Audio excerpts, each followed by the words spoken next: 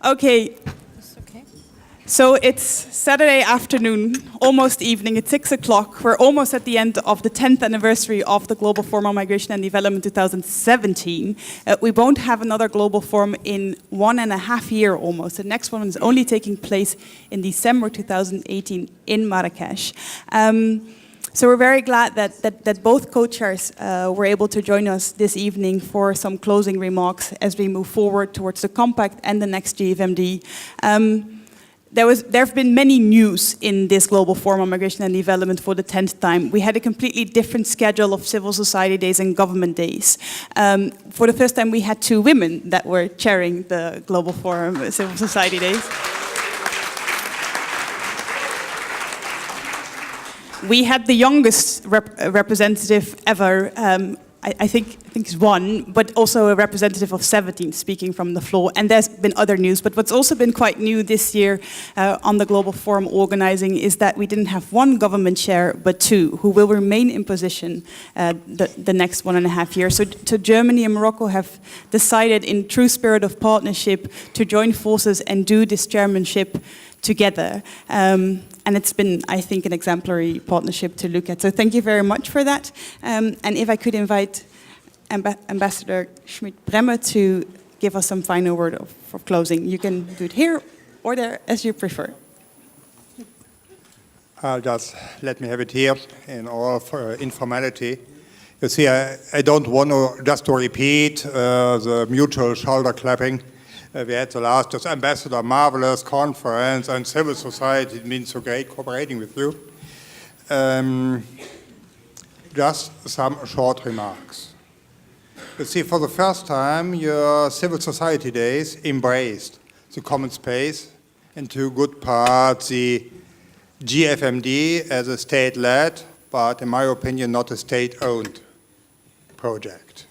So you had a chance to react on our resolution statement yesterday, and now we have the chance to react on your first reactions.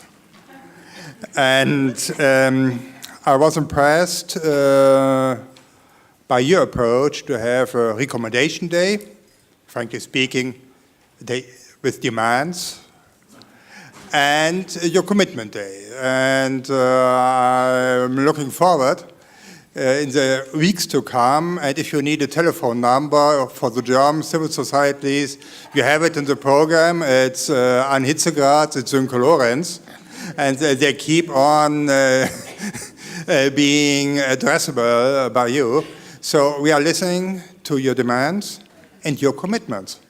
What do you promise? What will you offer? And the idea, and you see, the point I learned with and from Gibraltar yesterday. We spoke about interests, and I stick to the term, there are different interests and it's worthwhile discussing them, but there are also mutual responsibilities. As I said, beginning with the states of origin, why do so many compatriots feel compelled to leave the country? Then on the country of destination, what are our obligations and how can we fulfill them, and the responsibilities of the migrants themselves. How can they, to the best of his or her abilities and skills, work and cooperate with a new home, with a new society, not only the diaspora, but with the society of the new destination as a whole. So these are questions, and in this context, I'm looking for your commitments as well. We take some pride in discussing from day one, and this I want to repeat. I'll never forget the cafe in the, may I name it, in the pub, on the 20th of September in New York, where we first discussed, one day after the New York resolution, how we can cooperate with civil society. And it went on. We had with the German civil society several meetings. We held 2 webinars on the internet, global scale after all. And we stay open to your proposals. And it's the advantage of this early summit this year that we have the second semester, the following 6 months, especially following 5 months, to bring into your ideas into the joint statement of Morocco and us for the Guadalajara conference early December. So we stay open to you and we stay listening to you. But what I feel a little bit, it's understandable, but we have two compacts. And in discussion here, they are blurring a little bit between refugees and migrants. And sorry, allow me just one word. We don't block family reunification. We are working on 600,000 cases for acknowledged refugees to bring them here in. And I have more colleagues working late shifts and weekend shifts to make it possible. What's been suspended is a family reunification for those who don't apply with the Geneva Convention, who have only subsidiary protection. They have to wait till March 18 to give priority to the families of the acknowledged refugees. But I don't accept the point that Germany is blocking a family reunification. Sorry to be that blunt at this point. We are working tough, and we should clear our positions to find a common ground. And I said it yesterday. We should refrain from over-demanding and underperforming. And we have controversial issues, the return management, of course. Germany prefers a voluntary return, but as our Swiss colleague mentioned it, there is no chance on a state on the international level to cut out the other alternative. And so we have to find a humane and decent way. And I feel the difference between deportation and repatriation. We have to find, in the common interest, a common ground in these points, or at least a narrowing of positions. There are so many states who don't want even to discuss the idea of opening up legal pathways, of smoothing the way of regular migration.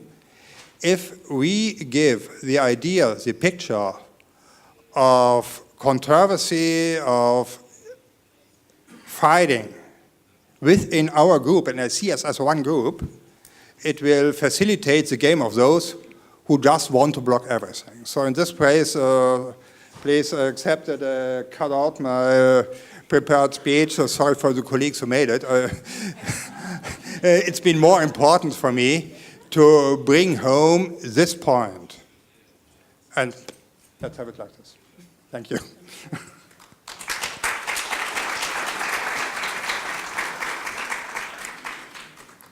Thank you very much. And that's refreshing that you left out the prepared speech and gave us your reflections on what you've heard from us.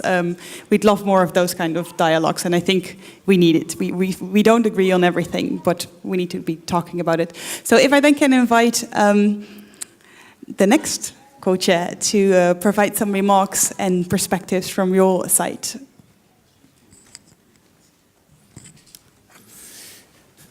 Merci. Thank you very much. Thank you, ladies.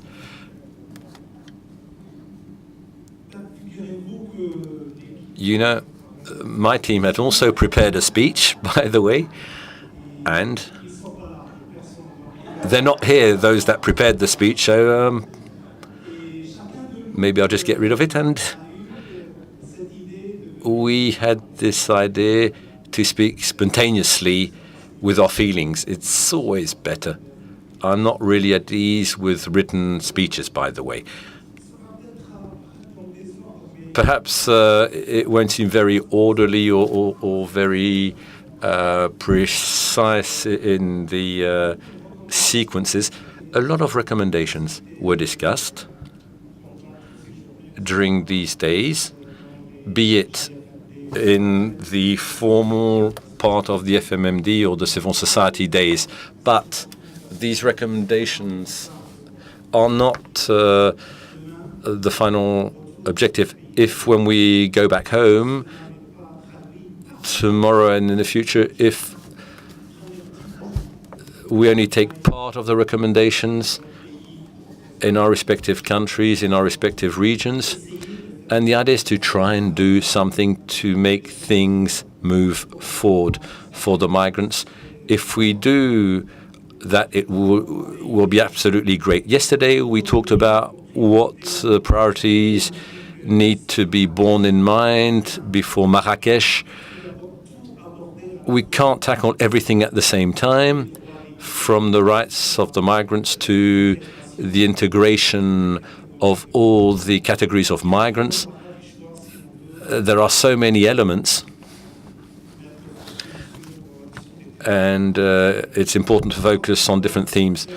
Also, we need to choose priorities, obviously, and especially we need to act and react. John, where are you? From the poetry of John to the actions, we need to walk the talk, we need to act. So let's walk the talk now so that the summit in Marrakesh be really positive action-wise. And that's extremely important, obviously.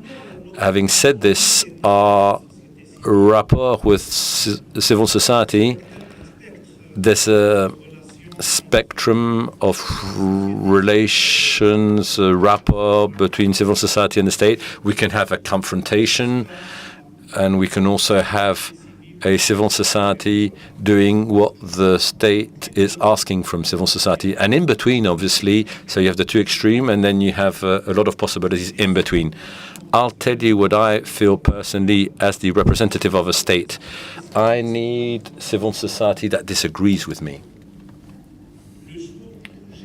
The day when I have representatives telling me that they agree with me, it means they're looking for something else than to do what it takes and what they want to do. No, I need to be aware, and I need tough objectives so that when I go back to my office, I think to myself, I've got loads of challenges, and these are gigantic challenges, and I really need to do more with my teams. I need that civil society reminding me of what I'm doing and telling me that what I'm doing is just not enough and that the expectations are great.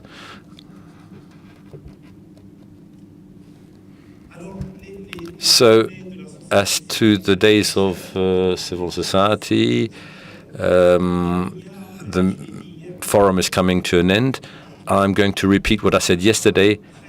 There's a lot of work that needs to be done by the civil society and by all the stakeholders. We need to flank, we need to support countries in order to prepare the negotiations of the global compact. If we fail in the preparatory phase, we're going to have a problem with the next phase, and then the result at the end of the day will just not be good enough. Help your respective regions, countries to prepare the negotiations phase, even if they don't ask you to do so. In a lot of countries, they won't ask you to do this, but help them, flank them, support them in order to prepare this negotiation phase. It's very important, it's a must, but there's also the question of pride, and it's all about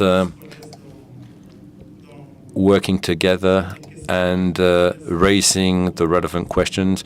And it's important addressing experts rather than just purely the states. Three calls. I'd like to call upon the Moroccan civil society. That's my first call. I know a few of you here in the meeting room. I invite you. I'm in charge of the national consultations, so you have my phone number, of course.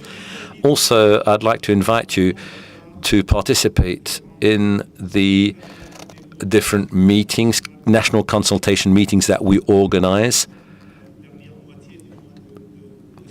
Last fortnight in September, if you do not receive a personal invitation, please tell me so. You're most welcome. I need you to prepare these consultations. Second call, I'm addressing civil society, the African civil society. It was great to meet you, and also you need to make efforts vis-à-vis your respective countries, vis-à-vis your continent, so that Africa be heard. Africa needs to be heard, and you need to do something about that. Your voice, the voice of Africa, needs to be heard. And I'm saying this, and I'm a bit sad because I felt that within the framework of the debates, be it at the level of the summit or in the preparatory meetings, the voice of Africa, quite honestly, we don't really hear the voice of Africa. Africa needs to move now. If not, it will be too late in the future. And third call, I'm addressing all of you. The summit in Marrakesh in 2018 needs to be a strong moment for the action phase, implementation action phase. You'll be most welcomed warm-heartedly in Marrakesh. The idea will be to present to us your practical experiences. It's incredibly important. I've discussed this with the Ambassador Schmidt-Bremme. We would like you to come to Morocco with your practical experiences in the field. You need to tell us what you're doing for children, for women, for the youth.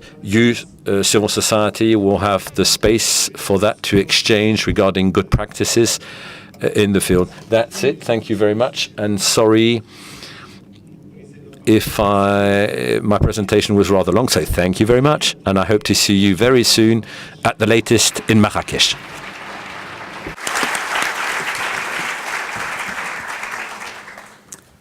Thank you so much, and I hope it's okay. We agree with you on those calls for action, and that we need to work together on this. So that will get us to the final words and final reflections of our amazing co-chair, Berenice Valdez. Thank you. Gracias, Wies. Thank you very much, Wies. Well, I'd like to add the following to what Wies has said. This has been a multilingual forum. I had the possibility of speaking in Spanish. We are in a panel talking in English, French, and Spanish, and I hope this will continue in the fora and in the negotiations and the consultation process. I think that's important. Another thing that I'd like to point out is that in civil society we need to have clarity. There are many of our governments that the process hasn't shed light on what are the different points. What do the governments want to achieve with this global compact? I understand that global compact started when there was an awareness on the crisis regarding the restrictive migration policies. And we understand that migration is a right, so there shouldn't be privileges for some countries so that they can migrate in safer conditions. So if we want the global compact to resolve all these problems in the different regions, what do we need to change? First, governments need to share more. What are the different points to negotiate also among governments? Because civil society, we haven't got that information. And I think there would be many common points. So there should be openness and humility coming from government so that they listen to the civil society. And if we present something which is not right, maybe something in the respective government. Talking about governments is very broad because there are many different ministries, different frameworks of action, and there are many different interests and different positions. So we would like the government to listen to us more so that they understand what's going on in the civil society, so that from there we can bring our solutions. And what I've heard in the dialogues is there is interest to cooperate so that the migrant populations, the families, are in better conditions. We don't want more deaths. We don't want more disappeared. We don't want more mothers looking for the migrant children. We don't want lack of access to rights, lack of access to justice.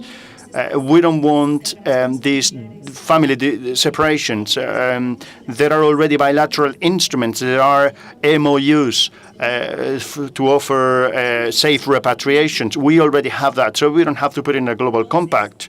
So what do we have to do? We need to have a global compact and have a follow-up. In this room, we all want, I believe, I hope we all want that the migrant populations ensure we all have safe migration, and that the migrant population enjoys safe conditions. Mobility is non-negotiable. We said it in Sweden. So how do we do it? All of us, we need to work together. They need to listen more to us, and that dialogues are not just to strengthen our positions. It's more to become more flexible and to see what do I not see clearly and what can I see in order to help people globally. Thank you very much to all of you that are experts in different fields and experts in different types of work. So we are very motivated to reach a global compact good for all of us.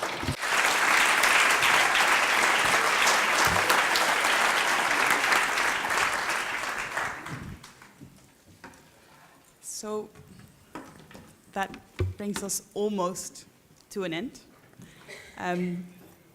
Before I hand over, is this microphone working?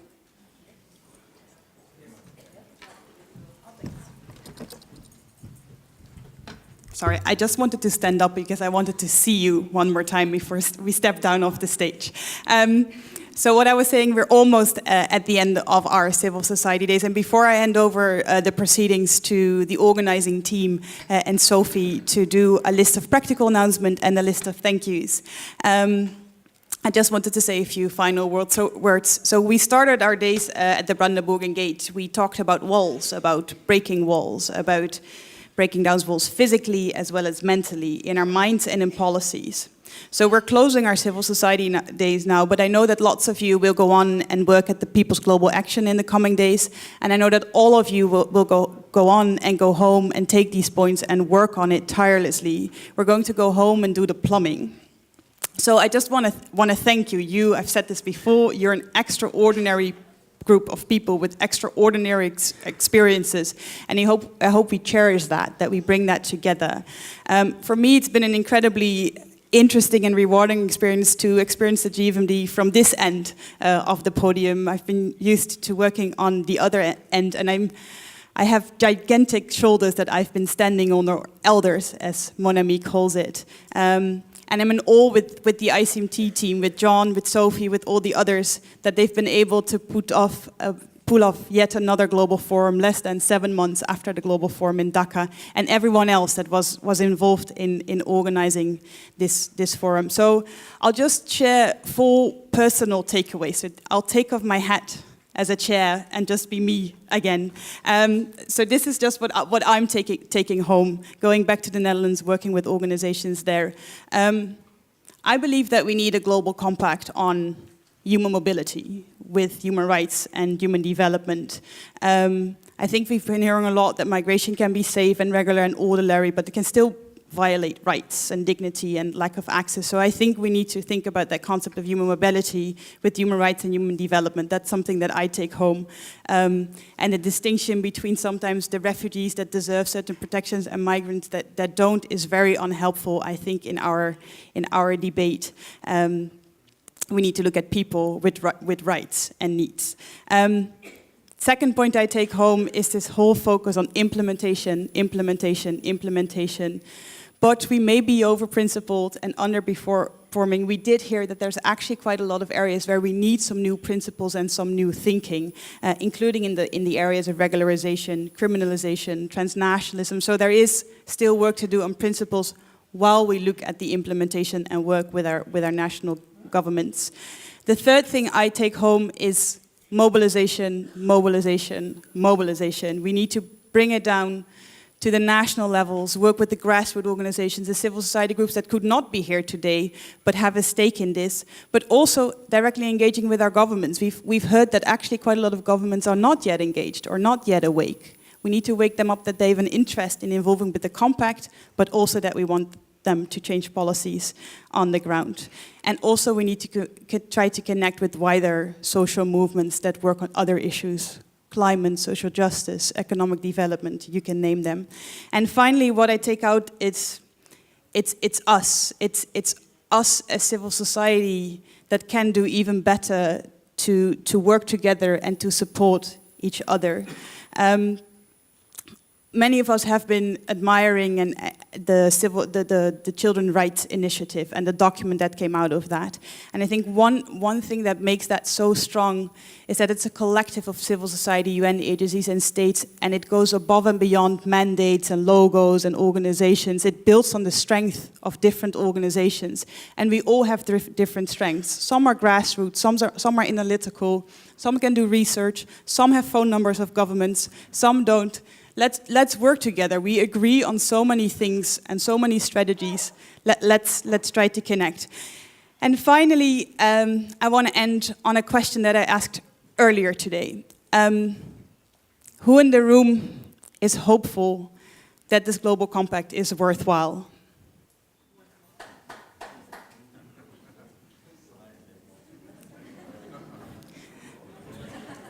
Yeah, thank you, government. That is certainly more hands than this morning, I can say. Who in the room is still a bit skeptical and not quite sure if it's worth the energy? I see some people are putting up their hand twice. And then the last question, who of you will be continuing to work on the human rights of migrants, the human development of migrants, social justice, dignity, and rights?